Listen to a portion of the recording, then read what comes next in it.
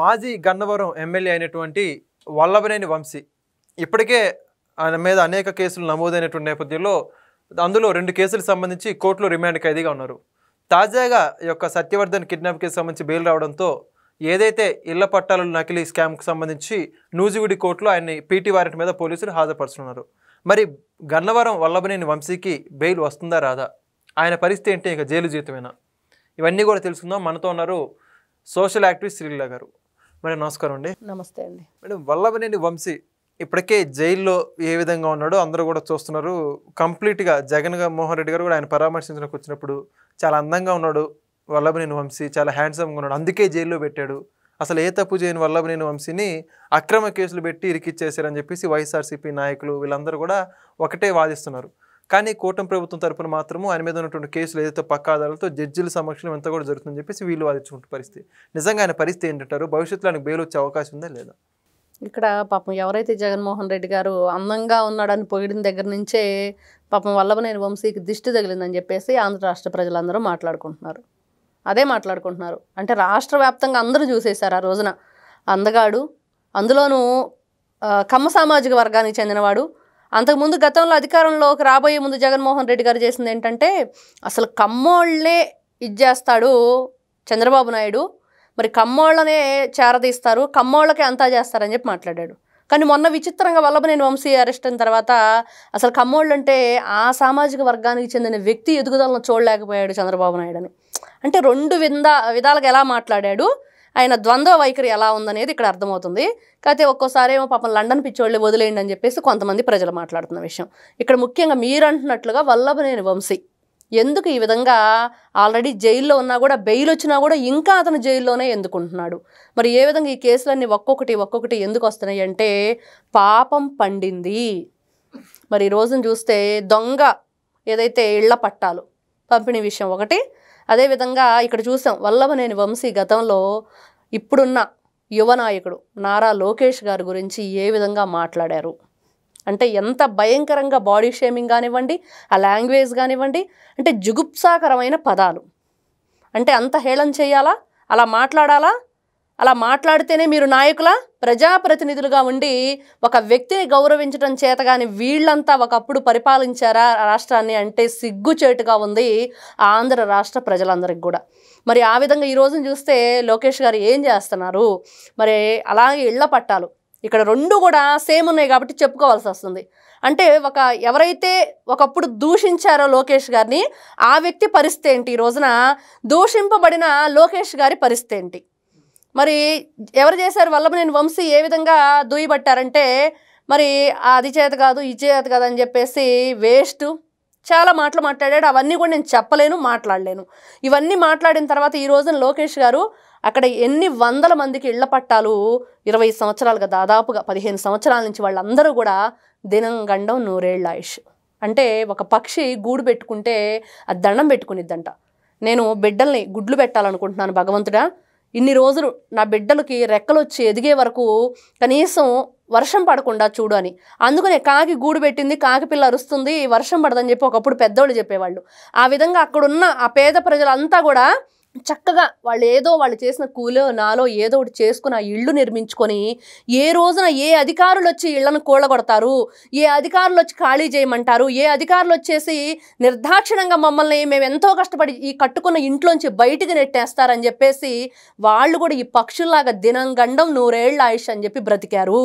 మరి అట్లా బ్రతుకుతున్న వాళ్ళని నారా లోకేష్ గారు హక్కును చేర్చుకొని అమ్మ మీకు శాశ్వతంగా ఇళ్ళు మీ పేరును ఉండేటట్లుగా అక్కడ ఉన్న ఆడవాళ్ళ ఇంటి యజమాని రాలు ఎవరైతే ఉందో ఆవిడ పేరుని ఇది రిజిస్ట్రేషన్ చేసి ఇస్తున్నాము అని చెప్పేసి ఎంతో గొప్పగా పట్టు వస్త్రాలు పెట్టి వాళ్ళకు భోజనం పెట్టి కడుపు నిండా చక్కగా అది ఇస్తుంటే నిజంగా కన్నీటి పర్యంతం వాళ్ళ ఆనంద బాష్పాలతోటి నిజంగా లోకేష్ గారి కాళ్ళు కడిగారా అన్నట్లు అనిపించింది ఆ రోజున. అంటే వయసులో చిన్నవాడే కావచ్చు వాళ్ళందరికన్నా, కానీ ఆ రోజున ఒక్కొక్కరు గాథ చెప్పుకుంటూ ఉంటే మామూలుగా మనం కూడా అది వింటూ ఉంటే నిజంగా ఎంత హృదయం ద్రవించిపోయిద్ది అంటారు కదండి, అలా ఉంది ఆ రోజున పరిస్థితి. ఈ రోజున ఇదే విషయానికి వస్తే వల్లభనేని వంశీ మరి ఎన్ని విధాలుగా ఈయన తాటాకు చప్పళ్ళు అన్నాడు, ఉడత ఊపుళ్ళు అన్నాడు, ఏదేదో మాట్లాడాడు, పిచ్చి మాటలన్నీ. ఈ రోజున ఏమైంది? జగన్మోహన్ రెడ్డి చెప్పిన అందగాడు ఎక్కడున్నాడు? అందము ఇంద్రియ శక్తి అంటే మన బాడీలో బలం ఉందని అందం ఉందని విర్రవీగితే ఏం జరుగుతుంది అంటే ప్రకృతిలో కూడా విపత్తులు వస్తాయి. అంటే ప్రకృతి చూస్తూ ఊరుకోలేదు. కొన్ని ఈ విధమైన విపత్తులు ఎలా వస్తాయి అంటే కొన్ని మనం చూస్తాం, భూకంపాలు కానివ్వండి, లేకపోతే సైక్లోన్ కానివ్వండి, భారీ వర్షాలు కానివ్వండి, చెట్లు కూలిపోవటం, ఇళ్ళు, మరి జనం కూడా దాంట్లో సమూహం కొట్టుకుపోవటం, ఇవన్నీ. కానీ ఈ రోజున వీళ్ళకు వచ్చిన విపత్తు ఏంటంటే నిజంగా ఎంతమంది వాళ్ళ ఏడుపుకు కారణమయ్యారు వీళ్ళు. వాళ్ళ ఏడుపు ఈ రోజున కొట్టింది, పాపం పండింది. ఇదైతే మనం ఖచ్చితంగా చెప్పుకోవచ్చు. వీళ్ళు ఈ రోజున మరి తురకా కిషోర్, మరి అతను చేసింది ఏంటి ఆ రోజు? అక్కడ ఎవరైతే బోండా ఉమా వీళ్ళందరూ కారులో వెళ్తుంటే ఒక పెద్ద కర్ర తీసుకొని ఆ కారు అద్దాలు పగలగొట్టేసి అక్కడ లాయర్ కూడా తలబగిలిన సన్నివేశం అక్కడ. మరి వాళ్ళు పారిపోయి ప్రాణాలు దక్కించుకున్నారు. అంటే ఒక దుర్మార్గుడు ఎట్లా మనం చూస్తూ ఉంటాం, దేవతలు ఏ విధంగా పారిపోతారో ఆ విధంగా ఆ రోజున వాళ్ళ చర్యలన్నీ జరిగినాయి. వల్లభనేని వంశీ ఈ రోజున పరిస్థితి ఏంటి? దగ్గుతూ. మరి అతనికి ట్రీట్మెంట్ కూడా చక్కగా చేస్తున్నారు. మరి ఈ రోజున చూస్తే సాక్షి ఛానల్లో అంటే కక్షపూరిత రాజకీయాలు చేస్తున్నారు వల్లభనేని వంశీ మీద కూటమి ప్రభుత్వం అని రాసింది. అసలు కూటమి ప్రభుత్వానికి ఏం సంబంధం దీంట్లో? ఎవరు కేసులు పెట్టారు? ఎవరు కేసుల్లో వాళ్ళు ఈ రోజున జైల్లో ఉన్నారు? బాధితులు పెట్టారు. ఎవరు బాధింపబడ్డారో పెట్టారు. ఎస్సీ ఎస్టీ అట్రాసిటీ కేసు పెట్టింది ఎవరు?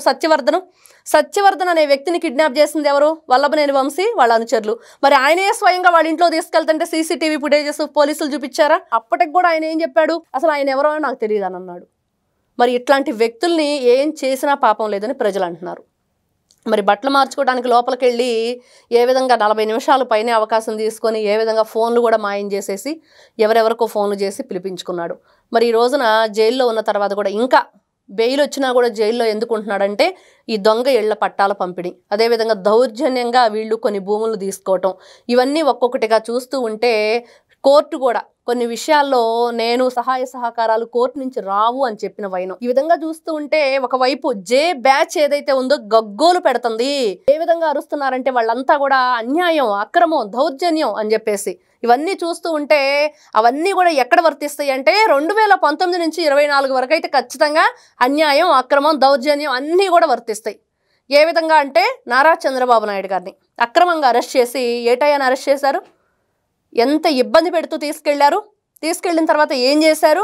మరి ఏ సహాయ సహకారాలను అందనీయ రాష్ట్ర ప్రభుత్వం నుంచి ప్రతి దానికి మీ లాయర్ని పెట్టుకొని కోర్టులో అడుక్కోండి, మరి కోర్టుకు విన్నవించుకోండి, కోర్టు చెప్తే కోర్టు ఇస్తే అప్పుడు మేము చేస్తామన్నట్లు. కానీ ఈ రోజున వల్లభనేని వంశీ విషయంలో జరుగుతుందా?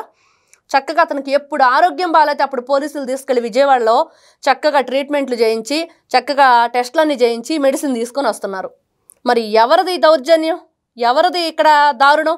ఎవరిది ఇక్కడ అక్రమంగా అరెస్ట్ చేశారు? ఎవరిని చేశారు? అర్థమవుతుంది కదా. అదేవిధంగా అచ్చెన్నాయుడు గారు వ్యవసాయ శాఖ మంత్రి, మరి ఆయన పాపం పైల్స్ ఆపరేషన్ చేయించుకొని ఉంటే కూర్చోకూడదు. మరి చాలా ఇబ్బందికరంగా ఉంది పరిస్థితి. అంటే ఎంత దారుణంగా రక్తస్రావం అవుతున్నా కూడా మరి వీళ్ళు అరెస్ట్ చేసి ఎంత దౌర్జన్యం చేశారు. దాన్ని కదా అంటారు దారుణం, దౌర్జన్యం అని. మరి హోమ్ మినిస్టర్ అనితా గారిని ఇబ్బంది పెట్టలేదా? కొల్లు రవీంద్ర గారిని ఇబ్బంది పెట్టలేదా? అయ్యన పాత్రుని గారిని, అన్నిటికంటే ముఖ్యంగా వాళ్ళ ఎంపీ అయిన రఘురామకృష్ణరాజు గారు ఇప్పుడు ఉండి ఎమ్మెల్యేగా ఉండి గౌరవ డిప్యూటీ స్పీకర్గా ఉన్న వ్యక్తి, మరి ఆయన్ని ఏ విధంగా వీళ్ళు ఎంత దారుణంగా కస్టోడియల్ టార్చర్ అంటే పూర్తిగా మనిషినే లేకుండా చేద్దామని చెప్పి చూశారు. అంటే కేవలం ఆయన చేసిన తప్పేంటంటే క్వశ్చన్ చేయటం. రాష్ట్రాన్ని అప్పట్లో వైఎస్ఆర్సీపీ పార్టీ చేసిన దౌర్జన్యాలు, దొంగతనాలు, రౌడీయిజాలు, ఇవన్నీ దందాలు, ఇవన్నీ కూడా ఎవరు క్వశ్చన్ చేస్తే వాళ్ళు మాస్క్ అడిగిన సుధాకర్ రెడ్డి గారి పరిస్థితి ఏమైంది? అది కదా దారుణం, అది కదా దౌర్జన్యం, అది కదా అంటారు. మీరు చేసిన పరిపాలన ఎలా ఉందని ఈ రోజున సాక్షి ఛానల్ మాట్లాడే మాటలకి వాళ్ళనే పనులకి అస్సలు ఎక్కడా కూడా పొంతన లేని మాటలు. జే బ్యాచ్ గగ్గోలు అంటాం కాదు, లేకపోతే ఈ పిల్ల సైకోల అరుపులు అంటాం తప్పించి దానికి ఇంకో పేరు లేదు. అదేవిధంగా వల్లభనేని వంశీ అనే వ్యక్తి పాపం పండింది కాబట్టే శిక్ష అనుభవిస్తున్నాడని చెప్పేసి ఎవరైతే బాధితులు ఉన్నారో వాళ్ళందరితో పాటుగా అవన్నీ చూసిన రాష్ట్ర ప్రజలు కూడా అదే మాట మాట్లాడుతున్నారు. Thank you. నమస్తే. Please subscribe to Leo news for more videos.